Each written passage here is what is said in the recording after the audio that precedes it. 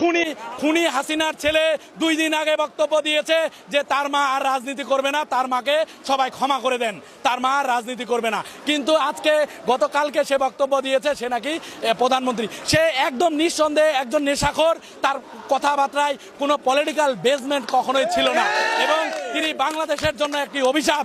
এই বাংলাদেশে তিনার মতো অপদার্থ যদি কখনো পা দেয়, তাকে খুনি হাসিনা যেভাবে পালিয়ে গেছে তাকে পালিয়ে যাওয়ার সুযোগ দেওয়া হবে না। দেখেন, আমরা প্রথমেই বঙ্গবন্ধুকে সবাই, বাংলাদেশের তরুণ শিক্ষক পেশাজীবী সবাই ভালোবাসত, কিন্তু শেখ হাসিনা তার 15 বছরের শাসন ব্যবস্থায় বঙ্গবন্ধুকে, শেখ মুজিবুর রহমানকে এমন জায়গায় নিয়ে গেছে যে বঙ্গবন্ধুর উপরে উঠে অনেকে পোশাক করছে। আপনি এটাকে কিভাবে দেখছেন?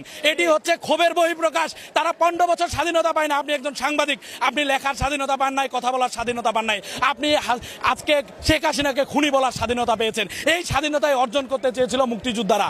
এই মুক্তিযোদ্ধাদের লাখো শহীদের রক্তের বিনিময়ে একটি স্বাধীন সার্বভৌম বাংলাদেশ পেয়েছিলাম, কিন্তু আওয়ামী লীগ সরকার একটি দুঃশাসন কায়েম করেছিল। এই দুঃশাসনের দুঃশাসীরা কে কি বলে সেটা ছাত্র সমাজ জানে না।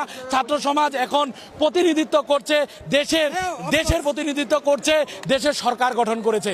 আমরা ছাত্র সমাজের পক্ষ থেকে বলতে চাই, আপনারা এই সরকার, আমাদের এই সরকারকে, ডক্টর ইউনূসের সরকারকে সহযোগিতা করুন।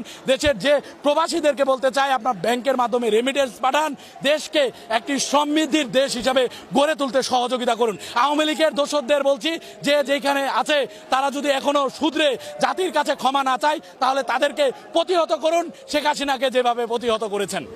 ধন্যবাদ।